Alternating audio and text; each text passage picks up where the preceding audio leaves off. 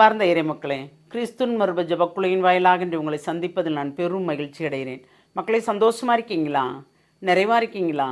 மகிழ்ச்சியாக இருக்கீங்களா? மன அமைதியாக இருக்கீங்களா? மக்களே, ஒவ்வொரு நாளும் ஒவ்வொரு விதமாக அவர் நம்மளை வழிநடத்துகிறதே ஒரு நன்றி அல்லவா? அதற்கு நாம் நன்றி கூற வேண்டும். நன்றி கூற ஒரு நாவு பத்தாது இல்லையா? ஏனென்றால் அவர் நம்மளை கண்ணுக்குள் வைத்து பாதுகாக்கிறார். உங்களுக்கு என்ன தேவை என்பதை அறிந்து, முன்கூட்டியே அறிந்து, நீங்கள் கேட்பதற்கு முன்பே நினைத்த உடனே அதை செய்து தருகிறார், நமக்கு முடித்து கொடுக்கிறார் இல்லையா? அப்போ அவருக்கு நன்றி சொல்ல வேண்டுமா இல்லையா? இன்று அவர் நமக்கு என்ன இறைவார்த்தை தருகிறார் பார்ப்போமா? சாலமோனின் ஞான நூல் அதிகாரம் 6 இறை வார்த்தை 14 17 முடிய. வைகரையில் அதை தேடுவோர் தளர்ச்சி அடைய மாட்டார்கள், ஏனெனில் தம் கதவு அருகில் அது அமர்ந்திருப்பதை அவர்கள் காண்பார்கள். அதன் மீது மனத்தை செலுத்துவதே ஞானத்தின் நிறைவு.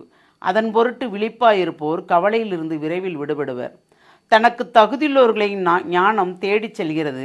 அவர்களுடைய வழியில் கனிவுடன் தன்னை காட்டுகிறது. அவர்கள் ஒவ்வொரு நினைவிலும் அது அவர்களை எதிர்கொள்கிறது.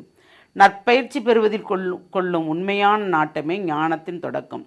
நற்பயிற்சி மீது செலுத்தும் கவலையே ஞானத்தின்பால் கொள்ளும் அன்பு. Praise the Lord. ஏனென்றால் வைகரையில் அதை தேடுவோர் தளர்ச்சி அடைய மாட்டார்கள். அதிகாலையில் எந்திரிச்சு நாம் ஜெபிக்கின்ற போது கண்டிப்பாக நம் கதவருகில் இருந்து இன்று நமக்கு என்ன தேவையோ அதை அனைத்தையும் கொடுப்பவர் இறைவனே. ஞானம் நன்மையை செய்யும், தீமை செய்யாது இல்லையா? நமக்கு நல்ல பயிற்சியை தந்து பிறரிடம் பேசுவதற்கோ பழகுவதற்கோ என்ன செய்யணும் என்று சொல்வதற்கோ ஞானம் நமக்கு உதவி செய்கிறது ஒவ்வொரு நொடிப்பொழுதும்.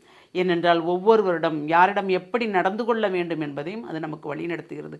நாம் நன்றாக இருக்கிறோமா, நல்ல முறையில் நாம் நடக்கிறோமா, இறைவனுக்கு உகந்த வாழ்க்கை வாழ்கிறோமா என்று நாம் கவலை கொள்ளும்போது ஞானம் நம் மீது அன்பு கொள்கிறது. ஞானத்தின்பால் அன்பு, அந்த அன்பு ஏனென்றால் நம் மீதே நாம் நன்றாக இருக்கிறோமா, இறைவன்பால் நடக்கிறோமா, இறைவனுக்கு உகந்த வாழ்க்கை வாழ்கிறோமா என்று நம்மை நாம் சுத்திகரிக்கும் போது அதுவே நமக்கு ஒரு நிறைவான ஆசிரியை தருகிறது. அப்போது ஞானத்தை அதிகாலையில் நாம் தேடும்போது அந்த அதிகாலையில் தேடுகின்ற ஞானம் நமக்கு எல்லாமே ஒரு நிறைவைத்தான் தருகிறது, குறைவே அல்ல இல்லையா? எது எனக்கு தேவை, இன்னைக்கு என்ன வேண்டும், எதை கொண்டு நான் வழிநடக்கப் போகிறேன், இன்று யாருக்கு நான் என்ன செய்ய வேண்டும், உம்முடைய சித்தம் என்ன என்று நாம் அவரிடம் கேட்கும்போது ஞானத்தால் அவர் நிரப்பி. ஏனென்றால் நாம் ஞானமற்றவர்கள், நுண்ணறிவற்றவர்கள், நுண்மதியற்றவர்கள், விவேகமற்றவர்கள் நாம். ஆமாம், என்ன படித்திருக்கட்டுமே, அந்த படிப்பறிவை தருவது யார்? இறைவன் தானே. அந்த இறைவன் தருகின்ற ஞானம் தானே நம்மிடம் செயல்படுகிறது. அவர் இல்லை என்றால் அந்த ஞானம் நம்மிடம் செயல்படுமா? ஒன்றுமற்று போய்விடுமே இல்லையா? நான் என்று சொல்லுகிறார்கள், எனக்கு அறிவு உண்டு என்று சொல்லுகிறார்கள். அந்த அறிவு ஒரு நொடி கவிழ்த்து விடுவதும் உண்டல்லவா? அப்போ நாம் இறைவனை சார்ந்து இருக்கும்போது ஒன்றுமே இல்லாமல் படிப்பறிவில்லாதவர்களையும் இறைவன் உயர்த்துகிறார், அந்த ஞானத்தால் நிரப்புகிறார். அவர் படிப்பறிவற்றவர்களுக்கு அவர் தெளிவாக தூயாவின் மூலமாக தெளிவுபடுத்தி அந்த ஞானத்தை வழங்குகிறார். அப்போ நாம் எந்த நிலையில் இருந்தாலும் நமக்கு எல்லாம் தெரியும் என்று நாம் பெருமை பாராட்டினாலும் அது யாருக்கு சிறுமை? நமக்கு சிறுமை. என்னென்றால் இறைவனுக்கு தானே பெருமை.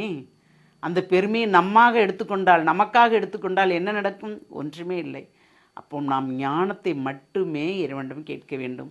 அதிகாலையில் எழுந்து நாம் ஜெபிக்கும்போது ஞானம் கேட்டு இன்றைய தேவை எதுவோ அதையும் கேட்டு நாம் பெற்றுக்கொள்ள வேண்டும் இல்லையா?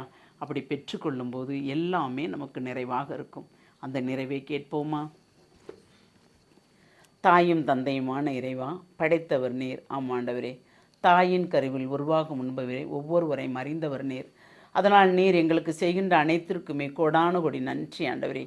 அழைத்தவர் நீர் ஆண்டவரே. அழைக்கப்பட்டவர்கள் பேறு பெற்றோர் என்று சொல்வார்களாம் ஆண்டவரே. நாங்கள் எந்த நிலையில் இருக்கிறோம் என்பது நாங்கள் அறியும் ஆண்டவரே. ஆனால் உமக்கு தெரியும் ஆண்டவரே.